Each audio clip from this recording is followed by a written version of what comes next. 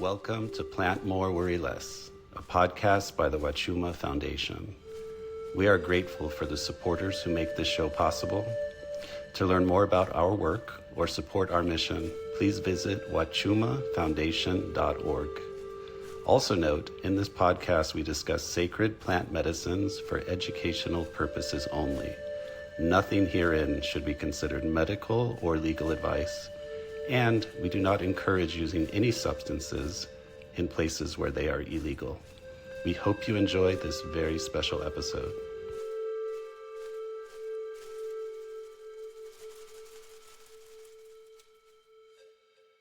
It's super nice to meet you. My name's Hamid. I know that Danny was the one communicating with you.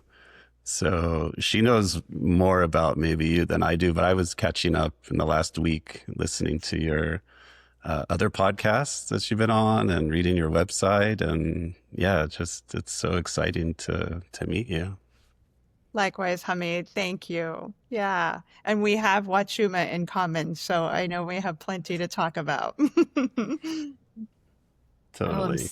So excited about that. So I found you originally when I do stuff for the Huachuma Foundation Instagram, and I was looking up articles and trying to find like people out there who shared a similar interest as us and maybe similar perspective. And your article was one of the first that I found. And I was like, oh my goodness, this is so refreshing. It's so nice to share this heart and this love for this medicine. And so that's how I originally got connected to you, was through that.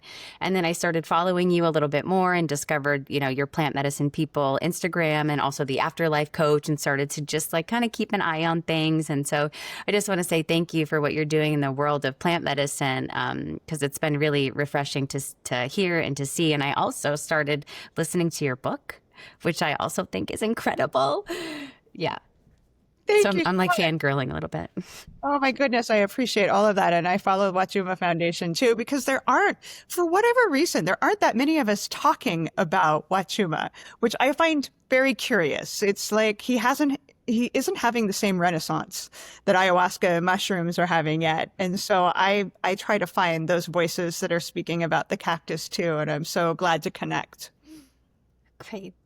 Yeah, maybe the cactus is speaking through us. That's somehow the way that Danny and I kind of feel, is like the prayer from this cactus is kind of reaching a point where a lot of people started saying the same things around the same times. And I'm like, this can't be just accident, there's a collective feeling around it. And I'm not upset that it isn't, the one on the billboards, for various reasons. I think it's very special medicine, but I also feel like I agree that it's the sleeper. It's the one that's sitting there, and maybe when the time is right, people find this medicine and this cactus.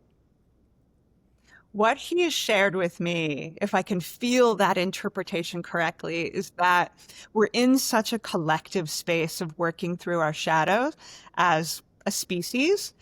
And it takes, my Huachumero teacher anyway, would insist that it takes a certain amount of shadow work in order to meet Huachuma in a place of unity. Like, he makes us work for it. It's not like ayahuasca that comes in like a freight train and you open the door just a little bit and in she comes. Huachuma, that grandfather energy, he wants you to meet him halfway. And so I think it takes a certain amount of like capacity to connect with our hearts in order to really have that deep connection with him. I find it funny, I'll read Reddit boards and whatnot that people complain, nothing happened. I took Huachuma and nothing happened. I'm like, because there's nuance to it. There's a way of meeting him where that intensity comes in. And it's a hard thing to name, but I think it has to do with shadow work, with clearing out some of our own like blockages from our hearts. And so that's why we meet him when it's time, and that he may not be ready to have that renaissance because humanity isn't ready. I totally agree. Danny, you agree with that?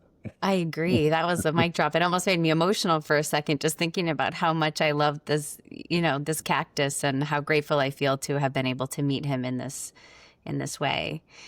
And I love how you said maybe the world isn't ready for that yet. Maybe there's a lot more shadow work to do. And maybe that's why ayahuasca and mushrooms tend to be sort of at the forefront of a lot of conversations.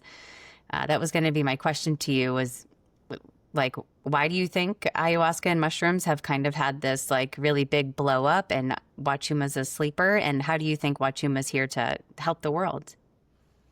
So the shadow work element is significant. I also think as a species, we are learning that we don't have to heal in spaces of intensity. I think right now we're sort of programmed for the go big or go home kind of thing. So ayahuasca's like, I'm here for it. Not that she can't be subtle and gentle either, but I don't think most spaces that even work with her celebrate that. It's like, were you face first into the bucket all night in a fractal of, sacred geometry? It's like, okay, that's one way. Huachuma doesn't play that way. He can get that intense. He can take you into portals that are indescribably powerful. But only when we're not asking for it, really. He doesn't respond to that like self-abuse, that old toxic masculinity of go big or go home. He responds to the heartfelt invitation that it's time for that rather than it being an egoic agenda. And so I think we have a lot to learn, that healing isn't just intense and, full of visions and like all of those things. It can be the biggest cry or laugh you've ever had in your life. And that's profound. So as usual, the plants are just reflecting where we're at as individuals and as a collective. And I do think it's really interesting what he's reflecting, the fact that he's sort of hidden in plain sight. Yeah, I've shared with people, because sometimes, when people are asking like, what's the difference? Why would I work with Huachuma? I've never heard of this medicine. We do retreats down in Peru, and people are all thinking like, oh, we're going to drink ayahuasca. I'm like, well, we're going to go connect with Huachuma. They're like, okay, so why? What's the big draw of this medicine? And the thing that I have realized is similar to what you're saying. It is more of an advanced practice, I feel like, to really connect with Huachuma. And I've shared that, Danny, like with our groups. I'm like, Huachuma is, it takes more of you. It takes more work from the person engaging with this plant. And I know that was similar for me. I'm really curious if we can get some of your backstory, though, because you've been in this much longer than we have, and I really value, sort of the insights that you have, coming into the medicine space, probably before 90+% of all the people that are in the space now were even, aware of it or seeking it out. I am an accidental pioneer. It certainly wasn't planned. Yeah, I found ayahuasca first 22 years ago, but I landed at a place called Spirit Quest led by Howard Lawler, who was one of the greatest Huachumeros to walk this earth. But when I met ayahuasca, I was like all in. He kept saying, hey, Kat, you want to meet Cactus? I'm like, no, I'm good. I love ayahuasca. And it's what I needed, because I needed deep, deep healing and shadow work. And for about 2 years, I went back and forth to Peru doing multiple cycles with ayahuasca. And then finally I was like, all right, I'll try your cactus. Yeah. What's in the cactus brew? Like, there was the calling finally came. And the first time I drank Huachuma, I joked with him of like, why didn't you tell me about this? This is incredible. And he's like, well, I've been inviting you for years, but all in good time. The difference, the night and day difference in those medicines blows me away. And yet how complementary they are at the same time. But of course it was love at first sip with grandfather. I remember just being so blown away with how I felt connected to not just my own body, my own heart, but all of consciousness in such a just sacred, slow, intentional, beautiful way. It wasn't the freight train of ayahuasca. And that began my journey of getting to learn the opposite ways of altered spaces, if you will. And I ended up training with Howard while he was still alive. He passed, in 2019, right before COVID hit. And I had so many journeys with him, with Huachuma, where we would sit and talk about what is the collective need? Like, are we headed to a war? Like, what is happening? And of course, he died right before the big collective shift happened, which I think is kind of funny. He passed the baton. to those of us who had especially learned to work with Huachuma. And so I've been blessed to travel to some of the places in Peru where the temples exist, like Chavin, with Howard, and have access to them back when he was alive, and just feel like the luckiest girl in the world because I got to learn and experience the history of Huachuma in that way through the lens of someone who loved this medicine more than life itself. Like he just embodied it. So I've been on this journey for a long time and yet feel like I know very little because it's not about that. Yeah. Are you open to sharing about Chavin and some of the ways that Howard Lawler brought that tradition forth, or continued it, or transmitted it? Or... Absolutely. Like, first of all, Chavin is my favorite place in the world. And for those who don't know Chavin, Chavin means center of the center of the center. And it is that beautiful, untouched by the Western world village way up in the Andes. And there is a temple there that in English is called the Temple of the Jaguar, that is built underground using sacred geometry at the headwaters of the Amazon, where the Amazon's just this little teeny tiny creek, and the two sacred mountain ranges that come together. And I don't know how to explain Chavin except for to say it is the closest to God energy I've ever experienced in my human form. And many people don't know the carvings and whatnot that are there. That was Picasso's greatest influence. Like the Chavin culture has infiltrated artistic circles for a long, long time. But most Americans, whatnot, Westerners don't know it exists. And it's just the most sacred place. And of course, the cactus is everywhere. The Chavin are considered one of the godfathers and godmothers of working with the medicine. And Howard's way, the Chavin way, it's hard to describe because it's very hands-off in terms of like, he said very little. He didn't answer questions except for with a question, which is so Huachuma too. Huachuma, what's the meaning of life? Well, what is the meaning of your life, dear? Like, like not hand feeding any answers, but rather what he did is take us to the places that hold the imprints of the sacredness of Huachuma. There's a lot of temples. Most people don't know Peru has more temples than Egypt, which is so great. And many of them built to work with this medicine. So we would visit those places and let the places talk and the medicine talk. Let that be our teaching rather than it come from Howard as a human. So he was like a kindergarten teacher.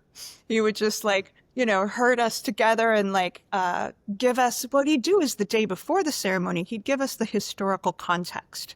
We would understand a bit about the culture, the land that we were going to engage with via the medicine the next day. But really the teacher is Huachuma, always was, of have him reflect the secrets of the universe for you.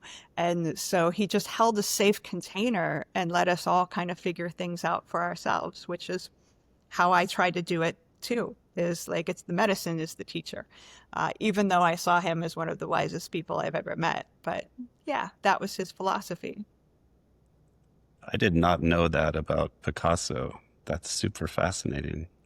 So I think people that are into the Huachuma world already have seen at least photos of those famous carvings. I can kind of see that now that you've pointed that out. Now that you know that, you'll see Picasso in a deeper way. Something about, I don't know if he ever did the medicine, but something about the medicine affected him via the Chavin artwork. And I can't see Picasso's paintings without feeling Huachuma now. Amazing. That's so fascinating to me. I have a picture here that's in my altar space, and it's a picture of Picasso showing a young kid how to draw cubist. The kid's holding a globe, and Picasso's making it flat. And it's been on my altar, in the ceremony space for a long time, and I never really. Maybe that's why it's there, and I just didn't know it. Speaking of that, that's not an accident, is it? That's amazing. No, that is, yeah. It was drawn by my uncle, so he passed away too. And I always feel like he's connected, so maybe it's that thread, that runs through everything. Shavine, I'm like jumping out of my skin hearing about this. This place has been exciting me and calling to me for so long, since I heard about it. It was kind of like Ausengate. Like as soon as I heard the word, it like ignited something in my body. I don't know why I need to go there. I don't know when I'm going to go. I just know and feel that I need to go. Don't even know why. And I like look at pictures of the temple and I've had dreams about it. And so when you mentioned that, I'm just like trying to contain myself. It's very hard, actually. Well, Shavine has that energy. Howard would share with us that, like hundreds of years ago, people would make a once in a lifetime pilgrimage to Shavine. They would walk for weeks just to go to the temple and have a single ceremony, and then walk for weeks to go home. And even now, it's not easy to get to, right? You got to work for it. Even on the bus going up the mountains where there's no railing and there's a 2.5 mile drop off and you're on a wing and a prayer of like, well, hope this goes well. Like you still got to work for it, but not like they used to. So that calling that you have is part of what the vibration, the vortex of this space has, along with the medicine. It is a place where, and that's what Howard would call it, we're doing a pilgrimage. And Shavine was like the culmination of it. We'd stop at different places along the way, but Shavine was the ultimate destination. So it's extraordinary. Wow. I can't wait. Yeah, our teacher has been planting that seed for years now. And one of these years when we're down there, we're going. Maybe this year, maybe next year. We'll see. I haven't been for years since Howard passed, and I miss it so much. I'll meet you there. I actually know there's a Huachumero that lives there, that's grown up there, that was trained by Howard because he couldn't find anybody local that still carried that tradition. That he runs the souvenir shop. But if you know and you ask him, can you do a ceremony? He grew up climbing through the temple. He knows every nook and cranny. So he can bring you into spaces that even the guides don't know, the tour guides, so to speak. And it's just super special. Yeah. I'll meet you there. Yeah, let's go. I would love that. Oh, wow. Okay. I'm kind of curious about your entrance into the plant medicine world. I know we talked about how you found Huachuma, but like backing up, I think you said you were working with ayahuasca first, and just kind of wondering a little bit about your story and how you came into this. I followed a guy I was dating to the jungle. I followed this bizarre calling because there wasn't, a bunch of information about ayahuasca 20 plus years ago. But I remember we were sitting in Los Angeles having salads and he's like, hey, I'm going to go to the jungle and do ayahuasca. Do you want to come? I'm like, well, I don't know what that is, but sure, sounds fun. And as soon as I landed in Howard's ayahuasca retreat, he wasn't the ayahuasquero, but he owned the retreat. I remember getting there and kind of freaking out because all of my self-hatred, my pain came right to the surface. And at the time I was an alcoholic and I was bulimic and my life was good on paper, but I was really miserable and lost, lots of pain. I remember looking at Howard, who I didn't know, but felt like I could trust. And I said something to the effect of, I didn't expect the work to begin before I drank the medicine. And he was like, oh, you are so perfect for this work. And I'm like, dude, if I could run away, out of the jungle, I would do it. But there weren't Ubers or anything like that come scoop me up. I was stuck. And I'm so glad that I was, because I realized from the first sip of ayahuasca of like, oh, this is the puzzle piece that I had been searching for. She was going to help me heal, show the way. I had to do the work. She was very clear about that. She doesn't do it for us. But that's why I fell in love, and I was in a safe place with Howard. He was such and I didn't know there were unsafe places, right? I had no idea. I just got really lucky. And at some point, going back and forth there, I said to him, can a white girl from Montana learn to work with these plants? And he's like, all are welcome, sweetheart. And because he was a white guy from Kentucky with a thick accent that he never lost, even though he lived in Peru for 30 some years, it gave me a model of like, yeah, if I'm coming from a place of integrity and reverence, like I can learn to do this. So I did end up training with the Shipibo Canibo for a decade, back and forth to Peru and Central America and all over the place. And yeah, so I have Howard on the Huachuma side and a Shipibo teacher on the ayahuasca side that I got to learn from. I'm so blessed. I had a similar conversation with Miguel, our teacher in Peru, last year, because I just kept feeling the call and people kept asking me if I serve Huachuma, and, just more and more people kept asking because they know like how I talk about it, and they don't know exactly what I'm talking about, but I do, and I think they can feel my love for it. And I asked Miguel, and I was like, Miguel, are there any, like, can I learn? Like, do women serve this? Do I need to be indigenous in any way? And I was kind of like, I'm just like a white girl from Cape Cod. Like, can I do that? And he said, all you need is a pure heart. And that was like really confirming for me, because I'm like, yeah, that's definitely the place where all of this is coming from. And curious about the calling. So I've been having this conversation with Hamid a little bit about the calling and different callings in my life. And how do you know when something is a calling or an infatuation or like a rumination? Or I'm kind of trying to discover, because I'm feeling all these different callings and going towards them, because it just feels almost more painful if I don't at this point. But I'm just wondering about the calling you felt, and how'd you know it was yours? Well, that last piece that you named is so important, right? Is feeling as if not following the calling is like, even in some cases, it can feel like death.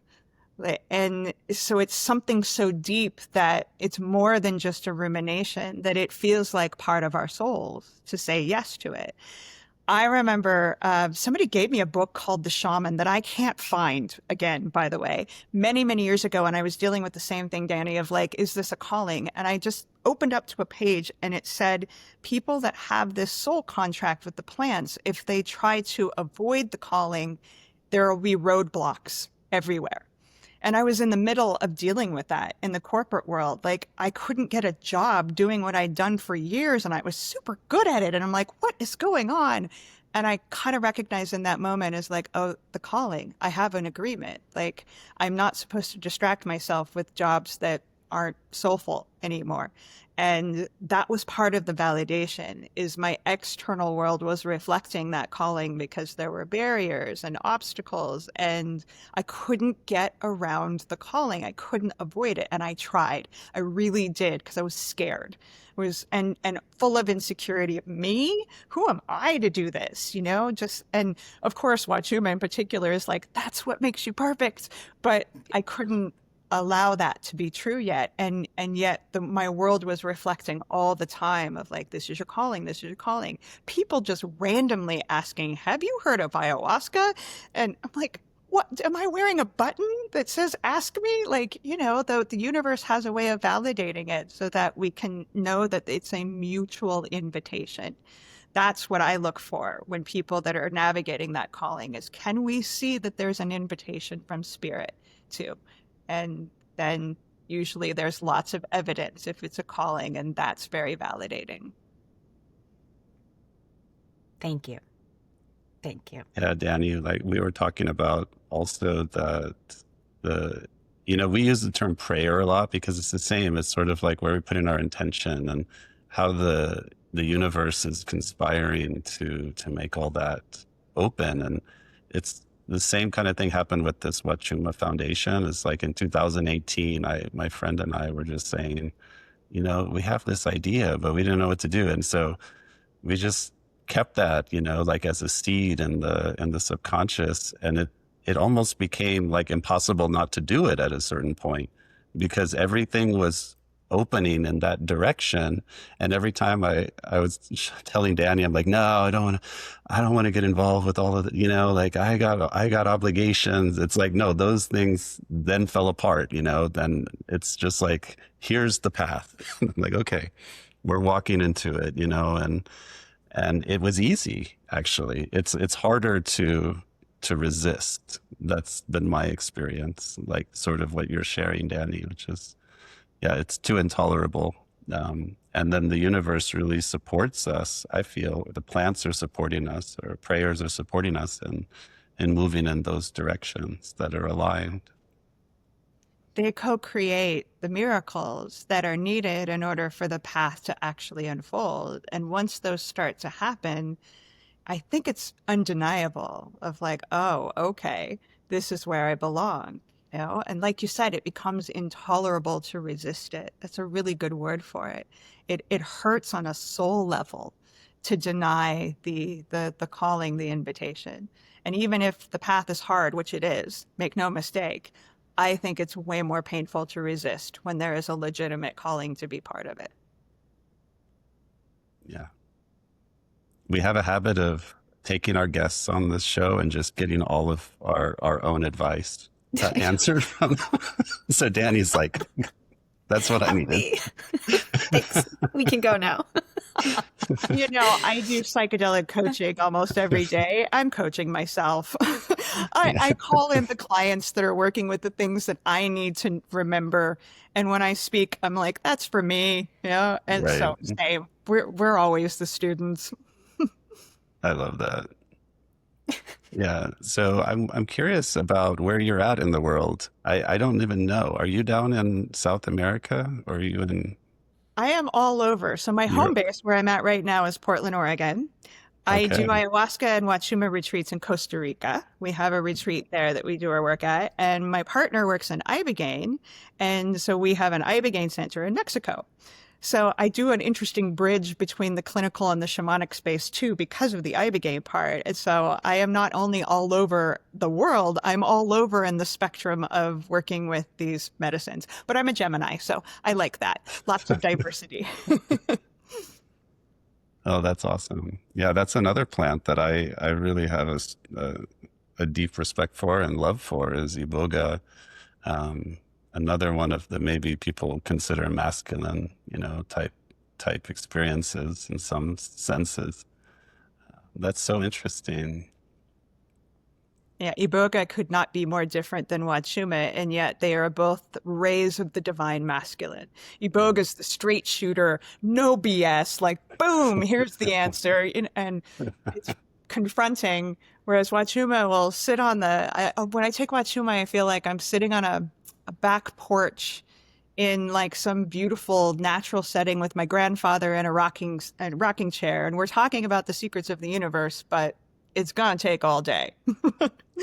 You gotta have patience. Whereas Iboga's like, here's how it is, here's how you're showing up and causing it, here's what to do about it. Like, boom. And yeah, it couldn't be more different. And yet they're both divine masculine teachers. That's kind of how I described it to Danny because she was asking me about iboga. I said, iboga is like brutal honesty. Like you're just going to ask a question and it's just going to be like, oh, this is the answer. And oh, what? No argument. That's the answer. And there's no ifs, ands, or buts. And it's very clear. It's very direct. You like it or not, you're going to get the answer. Yeah. Yeah, that's totally, yeah. Whereas Grandpa Huachuma brings up that answer somewhere deep within. It slowly unravels it. It often takes, for me anyway, days even after the ceremony to put it all together of like, okay, what was he trying to say? Because it's like embedded in the body and the nervous system and the heart rather than the mind.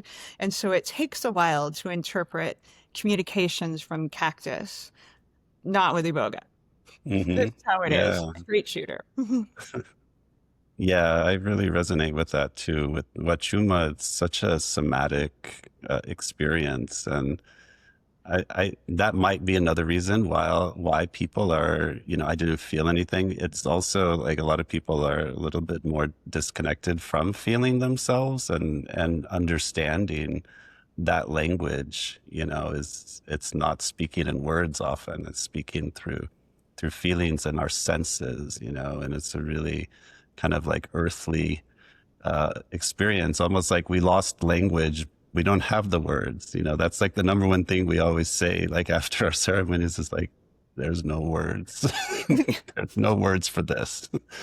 Oh, that's what makes him so profound. That reminds me, it's just kind of a joke that I make in the Huachuma space is in our ceremonies, we typically will offer a second dose, maybe halfway into the day. And I like to joke that it's usually the person that has been laughing and crying and emoting and like all this expression that comes up to the altar for the second cup saying, I don't think I'm feeling the medicine. Like, yeah, feeling is feeling the medicine. They're expecting the psychedelic components. And yet I think Huachuma in part brings us back to our natural state of feeling and moving from different emotions, laughing 1 second, crying the next. I'm usually doing both at the same time, which is my Huachuma cry. That is feeling the medicine because he's about feeling. So of course, that is a difficult place for the mind to interpret and to make sense of. And yet that's why it's so profoundly healing for us. We've forgotten that it's safe to feel our emotions. Yeah, have you found that, those things that we learn through the plant medicines, they actually change us? In my experience, I'm just curious of your experience, because I definitely was that person in my very first Huachuma ceremony, which was after a night of ayahuasca, where I went to the guy, the facilitator, and I said, I'm not sure I get this. But I do see myself totally different now, where it's almost, it just after years, it's just rewired the way that I interact with my own self. And I don't know, I'm curious of your opinion. Do you have that experience? Completely and totally. And I think it's so normal that first timers, even a second, third round with Huachuma, it's still like, I don't think I get this. What do I do with this? That's so normal. Because of the world that we live in, I think not that human beings don't all have that innate capacity. I mean, we're built to feel these things. We have systems in our bodies that are meant for that. It's just we live in a world that is they prioritizes thoughts and mental spaces over feeling. So it can take a while for the medicine of Huachuma to remind us who we are. Yeah. And I think that that's what he does more than anything is to bring us back into that memory of, oh, it is safe to feel our emotions. When we were kids, we did it until it was unsafe. And for each of us, that could have been at a different time.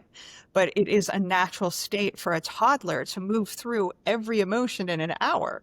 You can be angry, hungry, sad, thrilled, boom, boom, boom, boom, boom, with such fluidity. And that's what Grandpa loves, of let's get back to that natural state of just letting it flow and being honest with what we're experiencing. He's changed me forever and bringing me back into that space of feeler. And emphasizing that it's safe to feel our emotions. Somehow we've been taught otherwise. And that's what's not safe. We get sick from that and miserable from that. Yeah. Yeah. I appreciate, some of the things you've said about, the corporate world was your former life. And I think you even said functional alcoholic.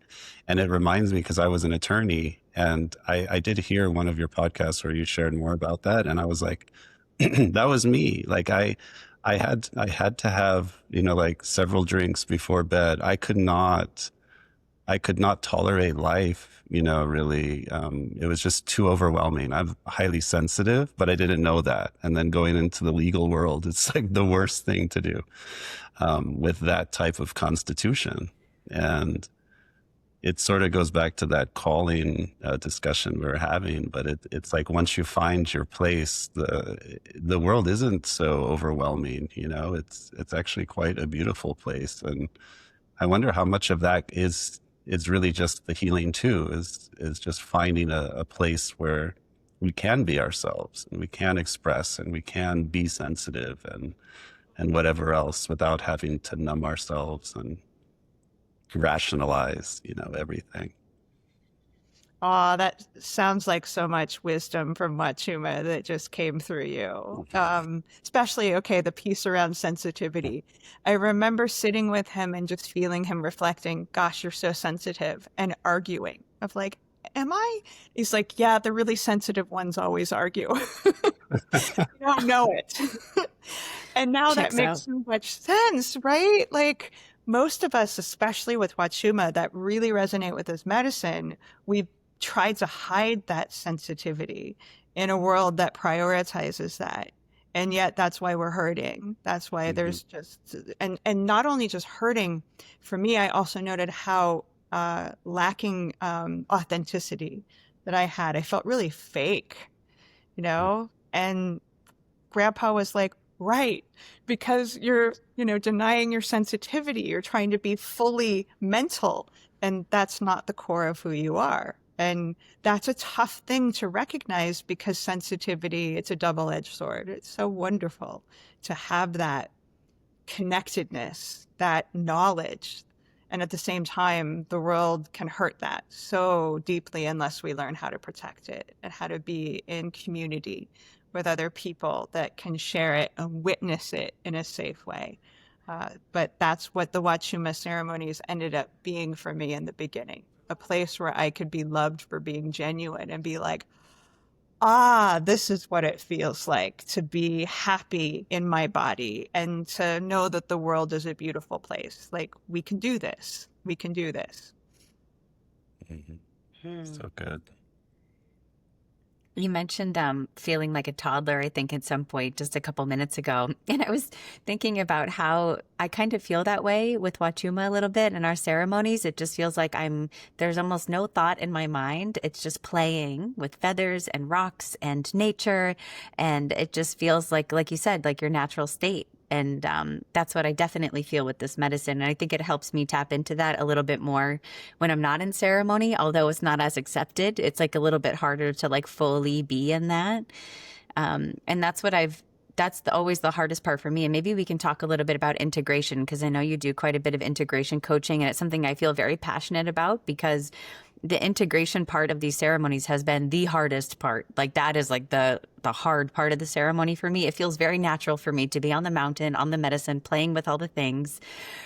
But then when I take that vibration and integrate it into this vibration, normal life, it's very challenging. And I also feel like I'd love to help people more on this level someday because it has been such a big teacher and really difficult for me. So if you don't mind just speaking a little bit about integration, I'd love to hear.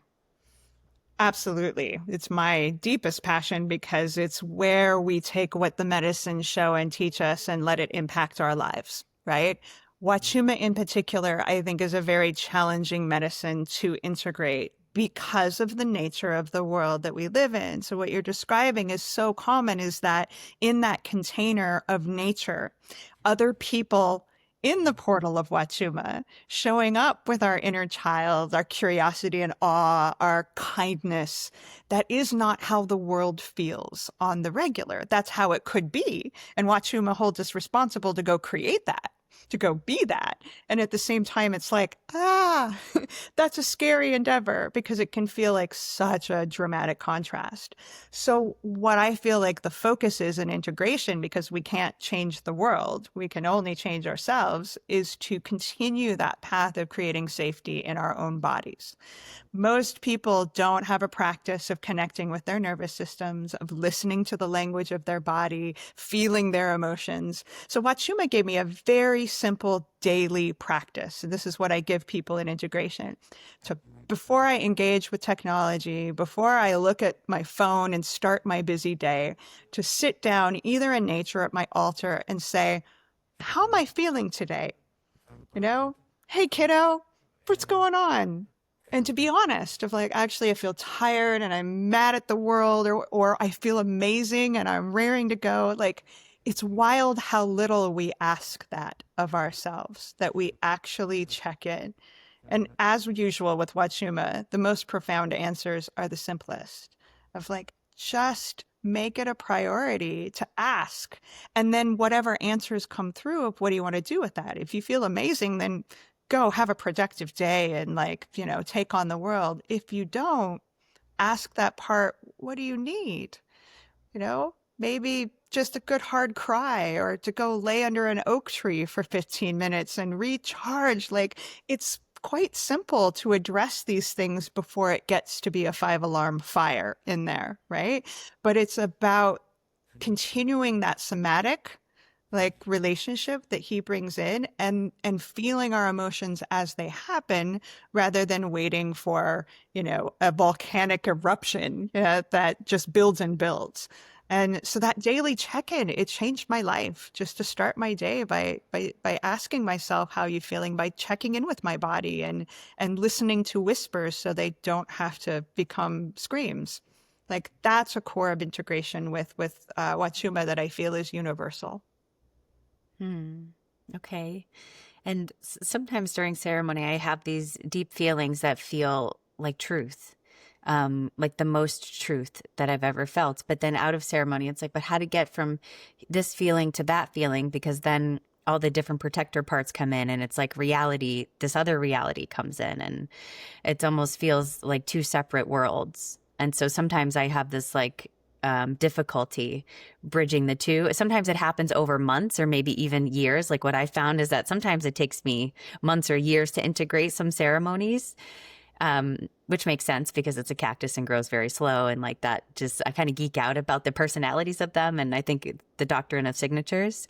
But I'm wondering how to feel so expansive and so free to feel in ceremony, and then how people can integrate that into their lives. It's such a common experience with any of the medicines, where we feel like we get to our higher selves, to a truth that is bigger than the story, the ego, the defensiveness, the protectors, all those parts of ourselves. I think what we need to do in integration is to hold both of those worlds that you speak of as real, as sacred. Huachuma brings us into like, oh, it's okay. That person who wronged me, they're amazing. They deserve love too. Like something like that. And then when we come back into our bodies and our egos, it might be like, no, I'm still mad. I'm not ready for the high road. That's okay. Huachuma is showing us the truth of what is possible, but he doesn't say we have to go there. We will get there. And it's a long journey. And to hold both of those as part of our experience. I'm still mad, and yet I know I've not been wronged. Like, can we hold the duality of things like that? Ayahuasca loves that too. Ooh, duality. Yes, both things are true. So that's part of the integration, is we weren't wrong. A lot of people feel like, well, maybe I was wrong. Maybe what Huachuma showed me isn't true because it doesn't feel available in integration. It's like, no, that's the destination. But let's honor the steps to get there. If you feel wounded and victimized, that's okay. It's not the full truth, but it is the truth of how you might be feeling. So he shows us of what is possible, and we'll get there in due time. We're supposed to have a human experience of feeling all of these shadows. Yeah, that definitely feels like the last little bit after I came out of ceremony was holding both of those. And I listened to one of your Instagram posts, actually, and you were talking about holding both of them. And like this, I think in November, maybe you posted it, but I have never felt that so true. It was like feeling these deep feelings that were actually quite challenging to really feel, and also being the witness and like watching myself and feeling myself feel the feelings. And I've never had that perspective before. It's always been just like caught underneath this sort of like undertow of emotions and feelings. But this time I was able to actually hold both the witness and the feeler, which was really a cool perspective to take. That is the duality, not only of the medicines, but of the world that we live in. And what my Huachumero would say around how Huachuma reflects that is he's a heart medicine, but the heart contracts and expands and contracts and expands every second, right? And so that's our job to do the same. So we know what expansion feels like when we sit with Huachumas. Everything's okay. I love everyone. Oh my God, right? Then to come back to contraction, it's a very normal thing. It's part of what duality teaches us. But can we hold that witnesser, that remembrance of what the high road feels like as the ultimate destination, not to get lost in the identification with wounding and contraction. It's a natural thing to do it, but not to let it hypnotize us into thinking it's the full story.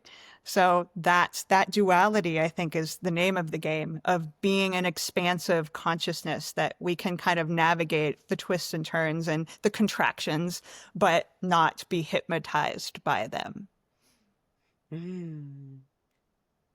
Awesome. Thank you. I love how we're talking about integration, and then, we're in this space, and then my dog just went crazy, and I was having that exact experience. And it reminded me of the sensitivity piece that we deal with a lot with our groups that we take to Peru.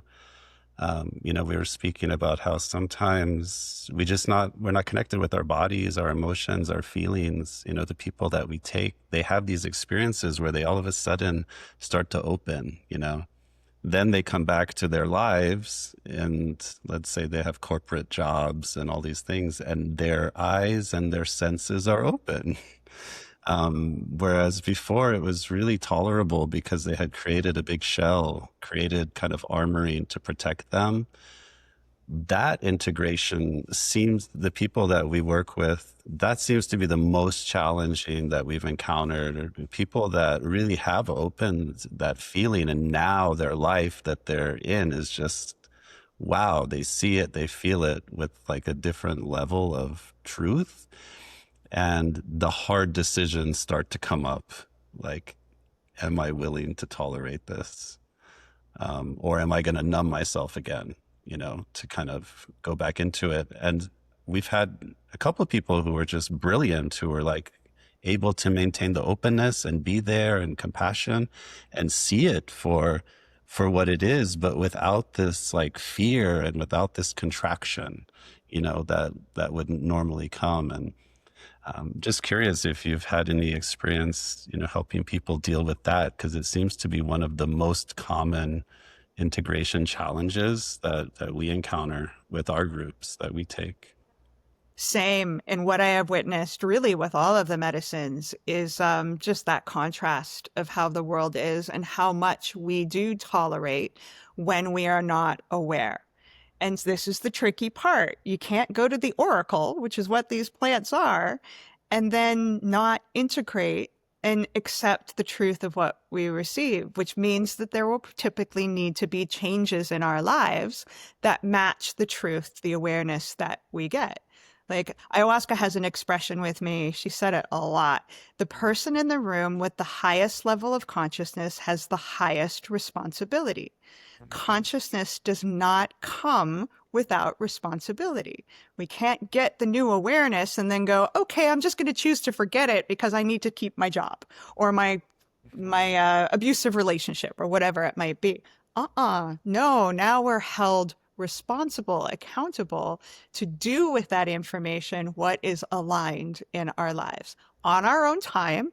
Does not have to be, I've had people come and say, well, should I just break up with my spouse before I come? Like, no, it might be that you find the relationship is more aligned, but let's hold that changes will likely be needed at some point if you want to be in integrity with what the plants are going to teach us. That's just part of the path of making those changes on our own time, when it feels like it's safe and aligned to do so. Yeah, I completely agree. I was really putting that out there because it is one of the things that people seem shocked by sometimes. Is like, okay, well, now I'm back in the United States, and what is this place that we live in? Like, why are we doing this? and I've told people, before, I'm like, you come back from, let's say, the Sacred Valley of Peru, and then if you go to Walmart, I mean, it's like having a existential crisis, like to just walk in there. And it doesn't, I actually got to the point now, I think in the last few years, I've shared with Danny and the group that I smile when I walk in, if I have to go to Walmart, which I never do really, but I'm more like, seeing it through different compassionate eyes. Whereas at the beginning, I was like, what is this? This is not right. Now I'm like, no, this is right for what it is. And it doesn't really have that jarring effect on me anymore. So that's just my own story, is that I think it is possible to integrate that difference, you know. It's a normal progression. And for each of us, though, it's going to take a different amount of time, right? To go from being shut down and tolerating the madness of the Western world to the existential crisis of awakening of like, you guys, it's mad. We're like, to then coming on our own time into the acceptance and the awareness that, okay, yeah, it's crazy, but it's supposed to be. And it's also crazy beautiful. Like to look through what Huachuma does, the lens of compassion and awe at Walmart. That's cool. It's available, but it's going to take each of us a journey to get to that point, and not to deny the madness part of like, do you see what it is? I'm like, yeah. But to judge it isn't to heal it, right? But we have to have our own journey in accepting the aspects of our world before we're going to be able to change it. We can't change it until we're fully aware of what we have created. And then we're empowered to do something different after we process the shock and the pain and the anger and like all of the things many times over, because the world is so complicated. But yeah, I've got many things I've gotten to the place of awe. To me, that's the goal. Because when I'm with Huachuma, everything is like, wow, everything's amazing. And so that's what I want in the walk of my everyday life. But there's plenty of things I am not in the awe around, where I'm like, what the actual? And that's okay. That's my healing. That's the journey. And I just want to hear it from you, like the importance of integration, because I think some people in the plant medicine world, they go from ceremony to retreat, and they sort of get caught in that sort of cycle. But just like the importance of integrating what we do in ceremony. It's the most important thing for so many reasons, right? From the level of respect for ourselves, that if we don't integrate what the plants are showing us, they're just going to the universe is going to have to reflect it over and over and over again. And so it's a sign of respect for ourselves that we take it seriously and we're like, okay, what is shifting and changing? But also from the respect to the plants themselves. Ayahuasca has an expression about this, the people who go from ceremony to ceremony. She calls it doing your homework on the teacher's desk. Like, do your homework in between, you know? If you come to her or Huachuma, whoever, again and again of like, I'm in an abusive relationship. What do I do about the relationship? And you get the answer again and again, and you're not doing it. Like, it's just going to have to be louder and louder and louder. And Aya, as a teacher, is like, don't do your homework on my desk. Do it in between the sessions so that we can get to deeper and deeper things. So that's what integration is. It is the homework. That's why people don't like it. It's like getting kids to eat their vegetables. Trying to get adults to pay attention to integration is the same damn thing, because it's work. Yeah. But it's the work that changes our lives for the better, and that shows respect and reverence to the plants for reflecting these things. And we are rewarded for it should we sit again, right? I always feel good when I show up and I'm like, okay, I've done my best to do the homework. What's next? And I get that warm hug of, good job, sweetie. Like, you know, and maybe my efforts were not so great, but they'll reflect that. But if that purity of heart is there, it always feels good of, hey, thank you for the effort. Now we get to kind of go deeper with something. And that's good. Yeah, that's the good stuff. And I see that you have an integration course coming up, or like a coaching. I think it starts in March. I always look at it, and I'm going to be in Peru, I think, for a couple months this year. So I'm going to miss quite a bit of it. But I just want to talk a little bit about that, just so people can know, like, if they want to get into this and what you might be covering. Oh, thank you for asking. Yes, because it's the favorite thing that I teach is integration. Once or twice a year, I do a 6-month journey with a group of people virtually, just trying to impart what the plants have taught me about integration.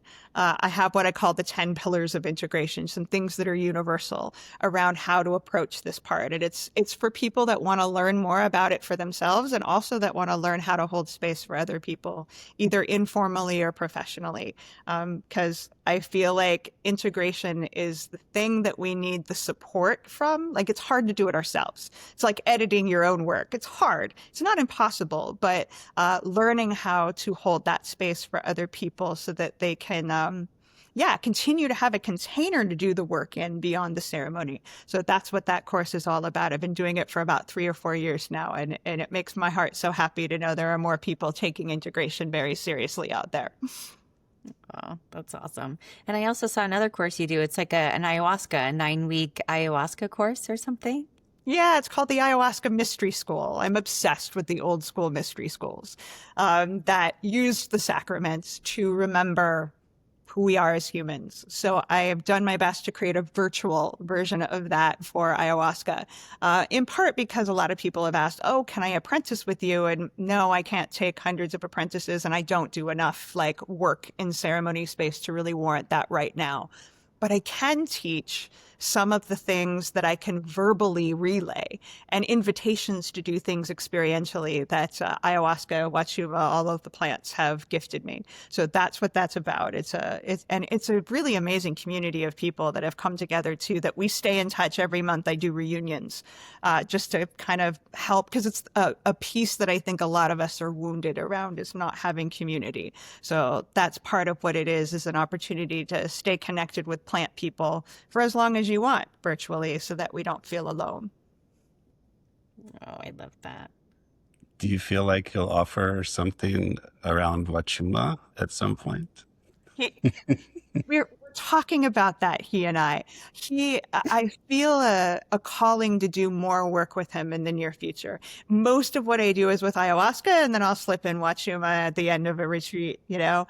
I think in the next year or so, I'm going to start doing Huachuma only retreats, and the Huachuma Mystery School is definitely in the works. But I think I need to go back to Chavin before I step into that. Like, I feel like there's something else for me there without Howard. I've only been there with my teacher. I feel like I need to go back in my own sort of like ownership of, now I'm on this path and he passed the baton, and you know, all in good time, but it's coming. It's percolating in me. It's just not been birthed yet. Yeah, I love that. We'll sign up for that whenever it's birthed. Bless you. Thank you. I'll see you in Chavin first so that we can do that together. Yeah, we need to go to Chavin. When you mentioned the English name of the temple is the Temple of the Jaguar, it started to throw my mind to the story from our teacher Miguel on how, I don't know if this was the last time he was there, but he drank the medicine and he was in the temples, but it was pitch black, you know, it was like at night. And he said at one point he was in a place where like this loud roaring sound started to come. Like, I don't know what it was, the echo, but he said it sounded like a huge jaguar, and he was terrified for a second. Like, he said, I got it. Moments of, uh-oh. Such a portal, and it is, it's underground, right? So it's like they built it for sensory deprivation, so that it's like an old school sensory deprivation chamber, and there are specific rooms that are not supposed to be lit, that Howard would take us into and serve Vilca, which is 5-MeO in a plant, like, and just, he would call it like phoning home, like, do you want to connect with your cosmic ancestors? Like, yes, please. And yeah, but boy, that silence, that lack of connection through our senses and only through the portal of the medicine, that can be very loud and very confronting. But that's part of the sacredness of the temple, is it has that capacity to drown out the outside world so that you are totally immersed in the earth and the energy of what that Huachuma portal carries. I've been in it sober and still been flying of like, it's so powerful, that energy. Yeah. And then you add Huachuma on top of it and forget about it. Yeah. The other pull for us there, you know, we've started a garden in the Sacred Valley where we're planting Huachumas. Hopefully 5,000. That's the number from the cactus. And, you know, but the thing is, it's not native to the Sacred Valley. You know, they have other cactus there, but near Chavin and that part of northern Peru, that's really where the Huachumas are growing wild. And so there's this other pool. Just part of our foundation work really is preservation, and to one day put our energy over there in that area. I mean, that's really been part of the calling too. And so yeah, it's not just on our list, it's high on our list of places we're going. I feel that, and I would love to support from plant medicine people the work that you all are doing, because part of the prayer I've had is how can I support Huachuma in continuing to be prevalent? Because a lot of people don't prioritize that because they think, oh, cactus, it's everywhere. And like, well, yes and no. At the rate that we're harvesting him, not going to be readily available forevermore. And I think regardless, you take something out, put it back.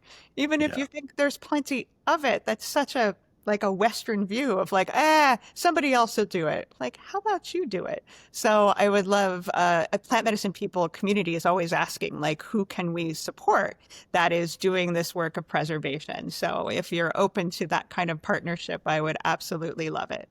Yeah, we would love the support. I mean, we're all grassroots and really just coming from that place of wanting to be in service to the cactus and to the communities really that are there to preserve the cactus. So we love all types of support. And we're just, again, like with the Huachuma Foundation, it was a seed and now we're seeing it sprout. We don't really know. So it's one little project mission at a time. Just to open the first garden this past summer was just like dream come true, to have people down there planting cactus was just, yeah, very beautiful and emotional. And now there's kind of this thing happening where people are going to ceremony with our teacher, Miguel, and then after, like the next day, they'll go plant their own cactus, kind of to put the prayer back, and then there's starting just organically to develop, people naming the cactus and putting little rocks with their name, and then it's really cute and it's just so much fun too. I can feel how much Huachuma loves that too, to be named and honored, because it's like inner child work, what you're describing too, how fun and sweet and innocent and yet super meaningful too. Yeah, absolutely. However, we can support what you're doing. And I would love to come sit with you all too. I have been to Anytime. Peru a gazillion times. I've never been to the Sacred Valley. Kid you not. Okay. All over northern Peru, but when Howard was alive, I just wanted to go to the places he had access to, right? And now it's like, okay, I gotta get to the Sacred Valley. I would love to meet you all. Like it's time. Yeah, I feel like you'd really resonate with the ceremonies that Miguel holds. His space is so beautiful and is really just, he's an embodiment of that unity heart. And we do go out in nature to some amazing places for the ceremonies that are just, you would never go otherwise. And it is a lot about like the land in my experience. Like the land is what's teaching down there. The Sacred Valley it's just a very unique place. I mean, it is touristy in the sense like, everybody spiritual is going to the Sacred Valley. And we do our best when we go to really not do a lot of this touristy kind of things, but yeah, it's still a beautiful place regardless of all of that too. I love how you're describing the land as part of the teacher. It's like, absolutely. It's partly why I've never been called to Machu Picchu, because it's been so, toxified by human energy. Doesn't have that same sacredness, purity. I'm sure it's still very potent in its energy just because of the place itself. But I like going to the places that the tourists haven't, damaged with their unconsciousness, basically, because the land, when it's alive and full of that consciousness, there's nothing better, especially with Huachuma, to connect to the land. I love connecting to the consciousness of the planet with his guidance. Like, it's so special. Yeah, I haven't been to Machu Picchu either for the same reasons. I think I went through Peru once, and for some reason, the customs guy was like, looking at my passport with many, many stamps and like, do you like Machu Picchu? I'm like, nope, never been. Never been, no desire. Yeah, it's we're lucky to know there are places that hold that sacredness in a pure way, and to have access to that. Yeah, that's a blessing. Yeah. I love it. I just have one more question for you, if that's okay. When I was listening to your book, I heard you say something about awareness is not the issue with plant medicines anymore. It's more about the sacredness of them. You said it's awareness versus sacredness. And I just really liked that distinction because everybody has kind of heard about ayahuasca or mushrooms. Huachuma is kind of like coming on, but if you could just speak to the sacredness of maybe people who are entering into a plant medicine ceremony, maybe you can give them a little context around how to enter in with sacredness and not just awareness.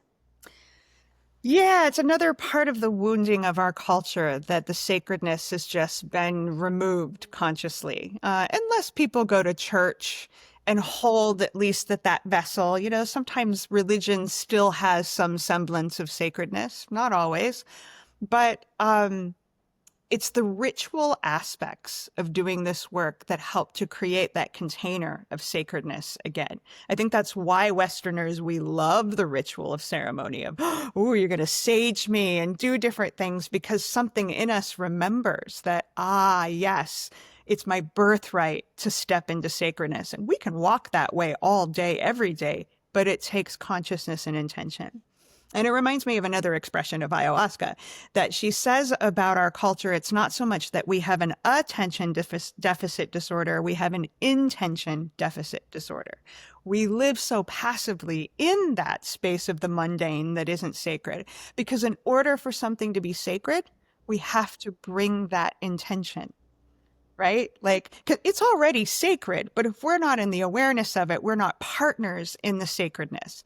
And so I think that's so interesting with consciousness, right? That we have to bring that heart-centered intention of, I'm going to respect this. Part of that comes from knowing the plants are conscious and sentient, not inanimate objects. They are as alive, if not more so, as we are.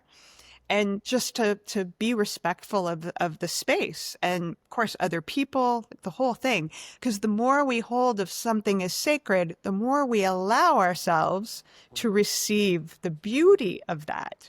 It's the skeptical sort of shut down people that come and they don't want to be reverent. They want the experience just to do what they want.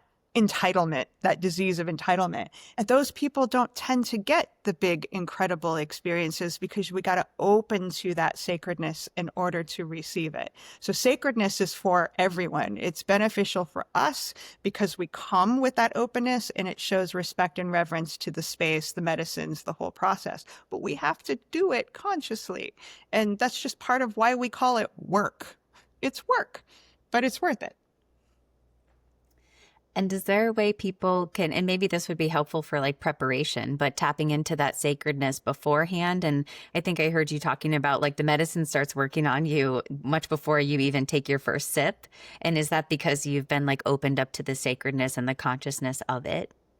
It's because you've committed to being in a relationship with them. And don't you love that people are always like, whoa, I didn't expect. I'm like, That relationship starts the moment we say yes. And that calling, that invitation is there.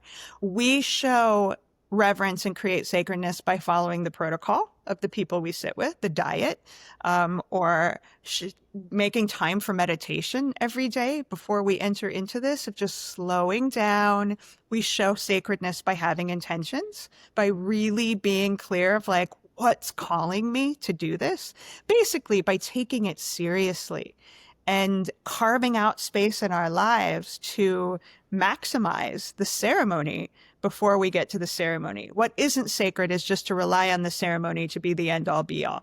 And we also, of course, show reverence and sacredness by prioritizing integration, by saying, okay, I'm going to do the things that we were talking about before of like, okay, what's my homework? All of it. Basically, treating the whole thing as a ceremony. whole thing. The moment we say yes, the ceremony starts. And if we honor that and show up for that, it can't be anything but sacred. Mm. Hamid, were you going to say something? No, I was just going, Okay, that's like, what I was doing too. It's so good. It's so nice to like share a common, perspective on things. Is there anything that's really present for you right now with your stuff, your ibogaine clinic in Mexico or ayahuasca or Huachuma, or what's kind of like in the forefront of your work and your message right now?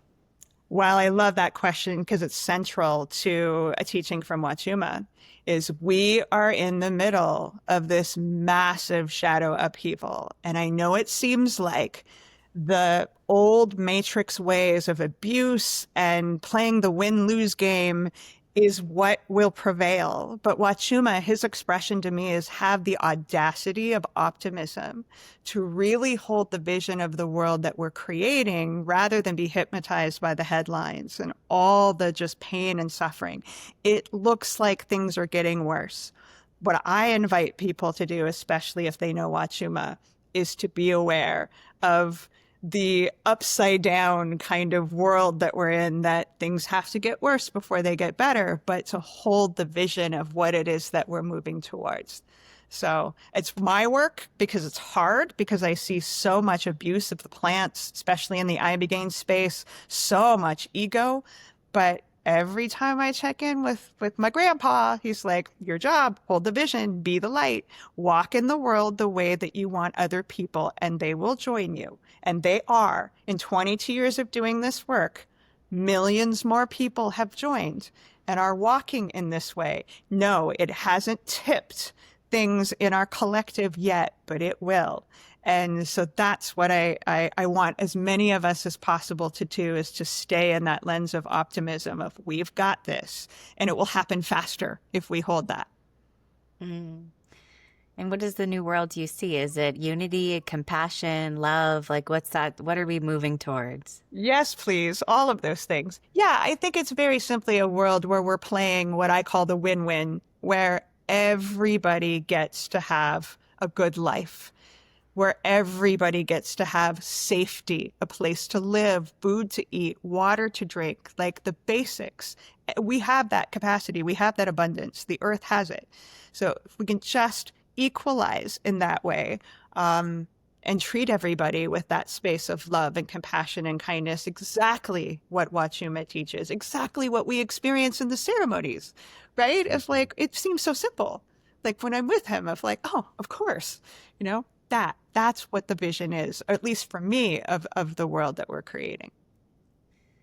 And do you see us treating the earth differently, like other than just our people and, that sort of level of humanness? Is there a way that we could do a better job for the earth?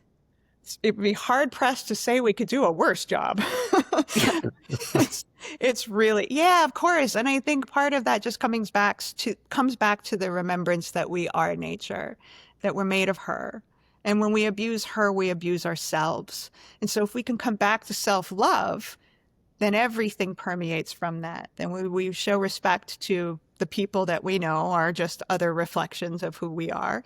And of course, the earth, the home, our bodies, so healing the part of the way we treat ourselves, as within, so without. I asked ayahuasca once, how do we create utopia? Typical fashion. She had a one-line answer. Utopia is a world where everyone loves themselves. Everyone loves themselves. Because if we come from that place, all we're going to do is acts of kindness to nature, to each other. So that's what Huachuma helps to create, one step at a time, is healing those parts of lack of love for self. So yeah, it sounds so simple. And yet it's complicated to get there, because it's a lot of healing that each of us needs. Mm. Yeah, I love that. It does seem like, our path, maybe that's why we were born as humans, really is to come into self-love, so that we're no longer projecting all of these parts of ourselves we don't like out onto everything else. And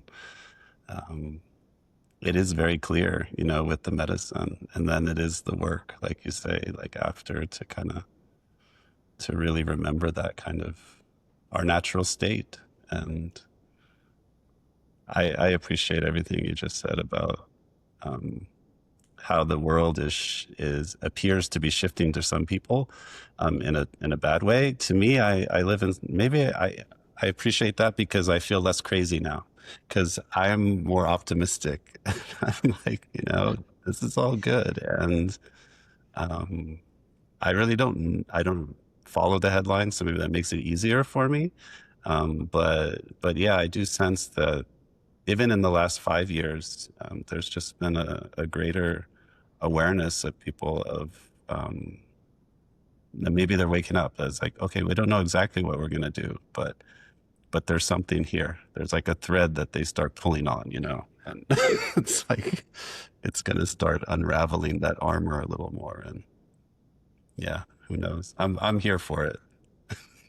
I think that's why we signed up as souls to be a part of, I mean, we're blessed to get to be a part of the global awakening. It is happening, and we're each doing our part as best we can to do our own work and to create safe spaces where people can do that too. Yeah. I mean, it's not an easy task we signed up for. Sometimes I'm like, why did I come to Earth right now? Oh my gosh. But then I take Huachuma and he's like, because it is an honor and a privilege to be a part of this. Like, oh yeah. Oh yeah. Oh, Kat, thank you so much for coming on. I don't know, Hamid, is there anything else that you have? You wanna? I mean, I I could talk to you for hours. I know, like I'm trying to be respectful. I'm like, oh God, there's Yeah. so much more. I mean, I feel complete, but I feel the same. I could Yeah. talk to the both of you, and I really mean it. I would love to share sacred space with you someday with Grandpa. Like, you both clearly are embodiment of his medicine. So it makes me really happy to connect with fellow cactus people.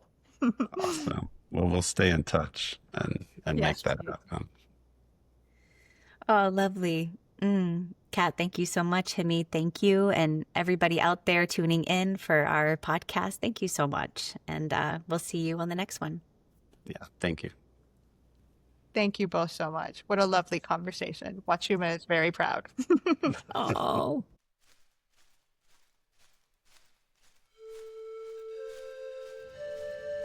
This podcast episode was a production of the Huachuma Foundation. If you would like to be a guest on our show, email us at huachumafoundation@gmail.com. If you would like to learn more about us or support our mission, please visit huachumafoundation.org. And most of all, remember to plant more, worry less.